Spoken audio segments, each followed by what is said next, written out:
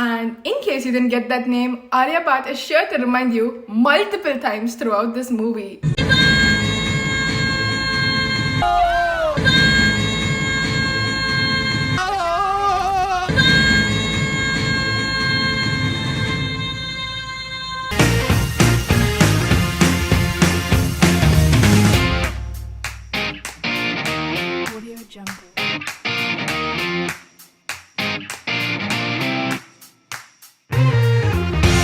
Hey guys, welcome back to another episode of EXE Now Working with Chad and Chonk. And on today's episode, we're gonna talk about Brahmastra. We watched Brahmastra, so you don't have to. And I watched this movie twice. I spent $1,200 on this. So please, let us take you through this movie, because we really need to get this out of our systems. I'm sorry.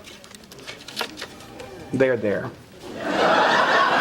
So you thought Pyar Kiye Ek Kahani was the lowest we could go, but no, Chad always has other ideas for us. So here we are with a new one, a 3-hour ordeal. It was 3 hours because Ranbir and Alia had to fall in love. They fell in love in like the first 5 minutes of the movie. I didn't mean the movie. So this movie starts with Amitabh Bachchan explaining all of this to the audience and immediately cuts to Shah Rukh Khan as a scientist. You mean scientist as Shah Rukh Khan? Because I don't know about you, but I've never met a more charming scientist who literally flirts with his villains. So Shah Rukh is shown to have the first piece of this all-powerful astra or weapon called Brahmastra, and he does some really cool moves aided by his super monkey weapon.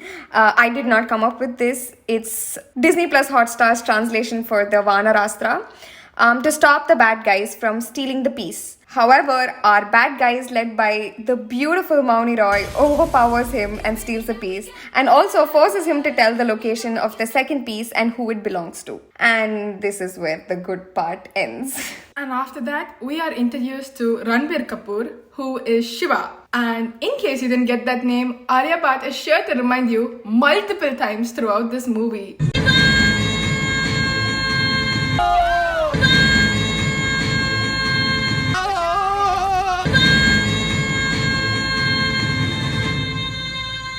So he has like a 7-minute song dedicated to his existence right off the bat, and I skipped it. Guys, I watched this in the theater. I couldn't even skip this. So he meets Isha, who is played by Alia Bhatt, whose only role in this movie is to look ethereal, and we don't know anything about her except Shiva's assumptions that she is rich. Our boy never bothered to ask anything about her. And obviously, this is the most attractive quality in a man, cause Isha drops everything to join him in his quest to insert himself into this war. And if you're wondering, what war? Just hang in there, we'll get to it in a moment. Shiva has this strange relationship with fire, as he says so himself, where he doesn't get burnt, and once he meets Isha, his powers start going crazy. And this power that he possesses triggers these visions where he sees the whole fight that transpires between Shah Rukh and Mauni Roy, who plays Junoon, the villainess, and her two henchmen that Shah Rukh affectionately named Raftar and Zor, which stuck throughout the movie. That's the power of Shah Rukh, folks. Shah Rukh loses the fight and is forced to reveal the location of the second piece and the person who's protecting this, and then proceeds to kill himself. And all of this is witnessed by Shiva through his visions. So our righteous boy Shiva decides to go to Varanasi to warn Nagarjuna, who is the protector of the second piece of the Brahmastra, of the upcoming danger. And obviously, sweet Isha decides to go as well, cause her logic is Shiva and Isha is Parvati.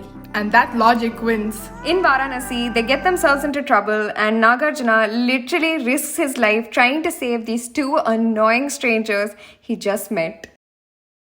The three of them are on their way to the Himalayas to meet Amitabh Bachchan, the Guruji, the leader of Brahmanch, a group of Astra-wielding warriors who exist to protect the world from evil forces.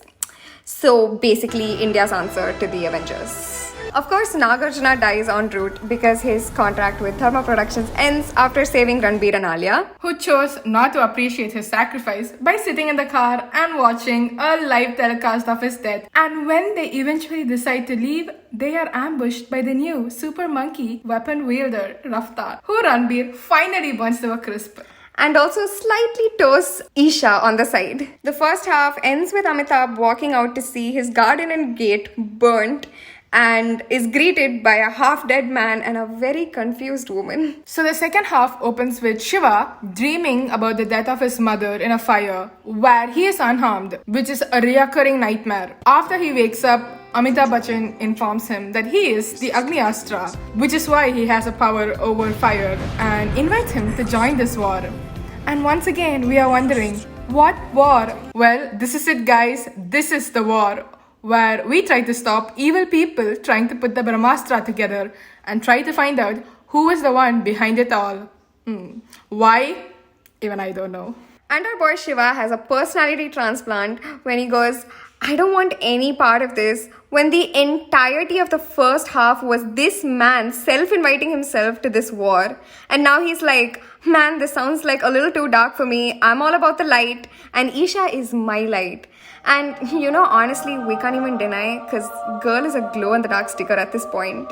Amitabh is obviously not for this, so he pulls out his trump card and says, this was all started by your parents, boy, so you better come up and take some responsibility. And no more guesses to how the rest of the movie will play out, cause Ranbir obviously has a training montage, overcomes his fear of the fire, and learns to control it instantly after finding out his button is love. No, it's Isha. Amitabh Bachchan finally decides to tell a random lovers to enemies story. So there was this guy called Dev who had mastered like 5 astras and he wanted to master the most powerful of them all, the Brahmastra. And a super pretty lady, Amrita, who was actually played by Deepika Padukone, stops Dev from taking all this power and destroying the world. In the process, she broke the Brahmastra into 3 pieces, returning 2 to the ashram, and everyone thought both of them died. That is, until Shiva appears, and Amitabh suspects Shiva is Amrita's son with Dev, because guess what? They were a thing. And she was carrying Shiva when the previous war happened. This is confirmed when Isha brings Shiva a conch his mother left behind, which transforms into a box holding the final piece of the Brahmastra. And while all this is happening, you're probably wondering, where is Junoon? Well, Junoon has been making new friends with her magical friendship necklaces, which were gifts from her Guruji, who was Dev all along. So with her new friends, they attack the ashram and Ranbir is given a 15-minute scene to showcase his new fancy firepower, which Junoon defeats in 3 seconds with the power of rain, because she's got brains. And in this entire sequence, Isha does 2 long jumps and 2 high jumps, and Ranbir gets beaten continuously. All the other kids try something, but the real hero is our very own airbender, Tenzing. He had this really cool air power and saved multiple people multiple times, only to be stabbed in the end because Isha was stupid enough to hug him near a cliff.